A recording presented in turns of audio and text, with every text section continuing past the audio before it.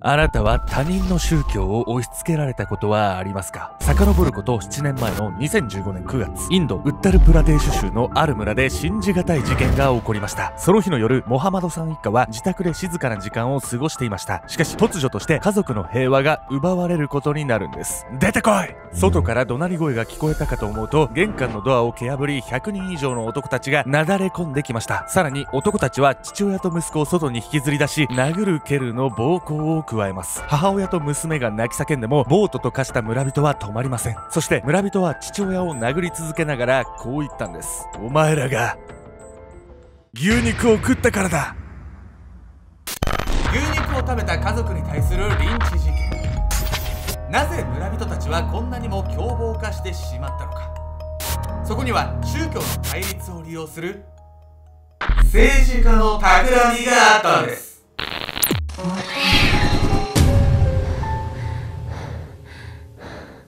おさす、土地を持ってる人募集中、ケンちゃんです。何をいきなり地主にでもなりたいなんだ。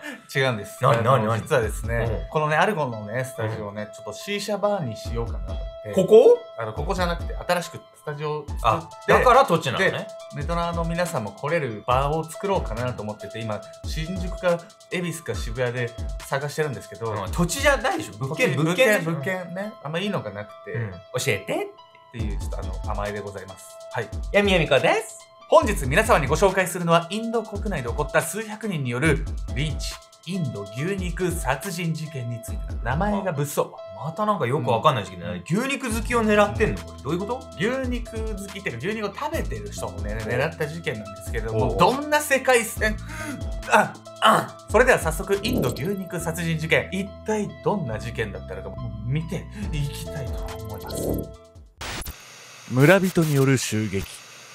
遡ること7年前の2015年9月28日、インドウッタルプラデーシュ州のある村で事件は起きました。この地で農業を営む50歳のモハマド・アクラクさんは4人家族。その夜も妻と息子、娘と一緒に自宅で静かな時間を過ごしていました。しかし突如として家族の平和が奪われることになるんです。出てこい！外から怒鳴り声が聞こえたかと思うと、玄関のドアを蹴破り100人以上の男たちがなだれ込んできました。同じ村で暮らす男たちはモハマドを見つけると外に引きずり出しました。さらに22歳の息子まで連れ出され、2人は一方的に殴る蹴るの暴行を受けたんです。母親と娘が泣き叫んでも暴徒と化した村人は止まりません。モハマドさん一家は訳がわからなかったんです。なぜこんなことをするんだ。これに対し村人たちはこう怒鳴ったんです。お前らが牛肉を食ったからだ。圧倒的多数でのリンチに抵抗できるはずもなく、モハマドさんは死亡しました。そして息子も意識不明の重体となりました。牛肉食べただけで死ぬまで暴行されんの？どういうこと？意味がわからない。しかもね、このね、牛肉が原因で殺害されたのはですね、モハマドさんが初めではなかったんです。実はインドでは2014年5月以降、牛肉を理由にした襲撃事件が相次いでいるんです。怖えな。2015年からの3年間だけでも襲撃事件の発生件数はなんと100件以上。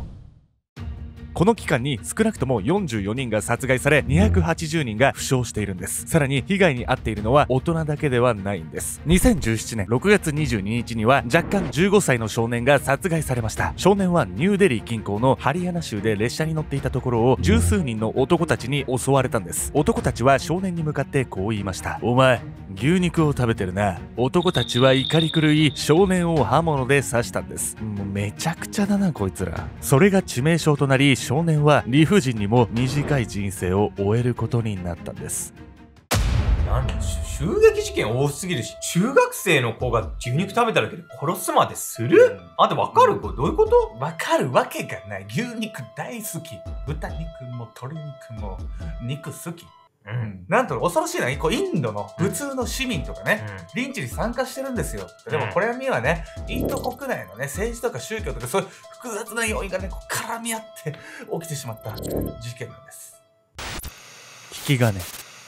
先ほどお伝えした通り、牛肉を理由にした襲撃事件が急増したのは2014年5月以降。これはインドでナレンドラ・モディ首相の政権が発足したタイミングと重なっているんです。モディ首相の所属政党はインド人民党。このインド人民党の党員数は1億人以上で、中国共産党を上回る世界最大の政党と言われているんです。インド人民党の思想を一言で表すならば、ヒンドゥー至上主義なんです。彼らにとってヒンドゥー教の教えは絶対。それを示すかのように、モディ政権発足から間もない2015年、インド人民党が政権を握る地域で牛の屠殺禁止や牛肉の販売禁止などの法律が施行されました。その結果、カフェやレストランからは一斉にビーフハンバーガーが消えたんです。食べたいやつに食べさせてやれ。さらに、インド人民党のヒンドゥー至上主義はとどまるところを知りません。州によっては牛肉を所持したり消費したりすれば終身刑。結局2年後の2017年、最高裁がこうした牛の禁止令は無効だという判断を下します。しかしその後もインド人民党は限定的に牛の保護政策を打ち出したり、牛肉禁止令の導入を公約に掲げたりと諦める様子はないんです。じゃあもうこれ政府が牛を殺して食べちゃダメって言ってるってこと？そうなんです。このね、インド人民党がね、掲げているね、ヒンドゥー教というのは一体どんな宗教なのか、本日のメトラキーワード、ヒンドゥー教について。インド国民の8割以上が信仰する民族宗教。人口においてはキリスト教、イスラム教に続いて世界で第3番目に多い宗教。ヒンドゥー教はもともと多宗派に対して寛容であり、少数派のイスラム教徒とも共存してきたんです。しかし20世紀に入るとインド国内でヒンドゥー教とイスラム教が対立するようになり、現在に至るんです。対立の発端はイギリス。インドを植民地として支配したイギリスは、インド人が団結して抵抗しないように宗教や身分の違いを強調して対立を煽る分割統治を行ったんです。そしてヒンドゥー教とイスラム教の違いの一つが牛肉を食べるかどうか。牛は神聖であるという理由で食べないヒンドゥー教に対し、イスラム教徒は豚肉以外の肉なら食べることができるんです。宗教が違えば食べるものも違うでしょ。イギリスのせいで変な対立が生まれちゃってんじゃないの？そうなんです。この牛肉のね、このリンチ事件っていうのは、加害者が多数派のヒンドゥー教、そして被害者がね、少数派のイスラム教徒であるってね、そういう構造がね、多かったんですよ。その上、ヒンドゥー至上主義のインド人民党が政権を握ったことにより、一部のヒンドゥー教徒が過激化、牛を保護する自警団を名乗る集団まで登場し、イスラム教徒を襲いました。こうした状況の中、ヒンドゥー至上主義者たちの強力な後押しを受けてきたモディ首相は、はっきりした態度を示さないでいました。しかし、襲撃事件がとどまるところを知らない2017年7月29日、ついにモディ首相はこう演説したんです。誰も牛の名のもとに人を殺してはならない。だろうな。ヒンドゥー至上主義の政党から出たモディ首相が加害者たちに警告を出した。これにより理不尽な襲撃事件は終わりを迎えるかに思えました。しかしインドの現実は想像以上に残酷なものだったんです。なんとモディ首相が演説を行った当日にイスラム教徒の男性が集団リンチで死亡。殺害されたのは東部ジャルカンド州、読みづらくない、俺のせいやで食肉業を行っていた男性でした。そしてこの後もイスラム教徒をターゲットにした襲撃は収まらなかったんです。全然モディさんの言葉国民に響いてないんじゃないの？でもさ、牛の名のもとに殺人を犯しちゃいけないって言いながらさ、牛肉禁止で敷いてたわけでしょ？なんで叩かれるの？暴力だ！愛のタッチよ！いや、そういう学校の先生とかが問題になるんでね。僕にはいいですけど、気をつけましょう、皆さんね。はい。いや全然反省してないじゃん。牛肉殺人事件がね、まだまだ続くにつれね、このモディ政権に対する違和感に世界が気づいていくんです。真の思惑。インド国内の宗教対立には長い歴史があるんです。しかし、インド人民党のヒンドゥー至上主義によって、イスラム教との対立は確実に激化していきました。インド人民党が日頃からヒンドゥー教が多数派であることを主張し、イスラム教徒にまでヒンドゥー教の教えを強要するのは一体なぜなのか。ヒンドゥー教徒を増やすため。にしてはすでに数では圧倒的にヒンドゥー教が勝っているんです。専門家の多くはこの状況を次のように分析。宗教対立を煽る本当の理由は選挙。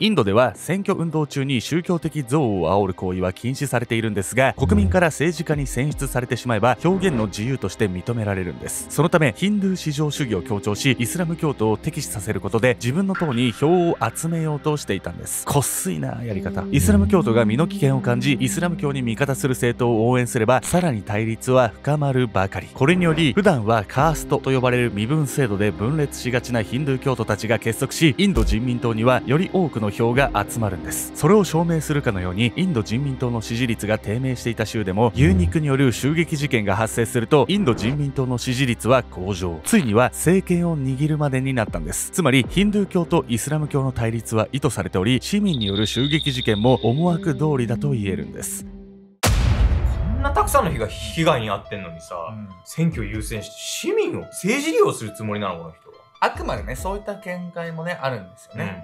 まあ、いずれにせよね、政治的な思惑が絡んでる確率はね、高いですよね。インドを支配してたさ、イギリスと同じことやってんじゃないこれ、対立させて自分だけ甘い汁吸ってんのよ、こいつ。どこまでがね、政治的な糸引きがこうあったのかわからないんですけれども、激化してね、暴徒になった国民たちっていうのをね、さらにこう真実がね、見えないですよ。もう、わーってこうね、自分興奮状態にいるわけなんで。明らかになる真実。2015年9月に集団リンチで殺害されたモハマドさん。彼の18歳の娘は当時必死にあることを主張していました。牛肉は食べていない。しかし家に押し入ってきた100人以上の男たちは聞き入れなかったんです。それどころかこう言って家族全員を責め立てました。冷蔵庫に牛肉が入っている。これが何よりの証拠だ。怒り狂う男たちは結局石でモハマドさんを殴りつけ殺してしまうんです。事件後、警察は冷蔵庫の肉を押収しました。そして調査した結果、モハマドさんの冷蔵庫に入っていた肉の正体は羊の肉。結局モハマドさんは濡れ衣だったんです。地元紙の取材によると、村の寺院の人間があの家は牛肉を食べたと噂を流したことが襲撃につながったそうなんです。さらに2017年6月に列車で殺された15歳の少年にも牛肉を食べる習慣はありませんでした。彼を刺し殺した男たちは少年の服装を見て牛肉を食べる人間だと決めつけただけだったんです。かつてイギリスからインドの独立を勝ち取ったマハトマ・ガンディもヒンドゥー教徒でした。ガンディは牛の屠殺禁止を求める嘆願書の山を前にこう語っていたと言います。インドはヒンドゥー教徒のためだけにあるのではない。つまり食のタブーを他の宗教に強要すべきではないという見解を示していたんです。しかしガンディの最後もまた過激なヒンドゥー教徒による暗殺でした。首都デリーではインド人民党に反発する若者たちがデモを起こしています。今後の国際社会で必要なのは自分とは異なるコミュニティの習慣や文化に敬意を払い寄り添う姿勢なのではないでしょうか。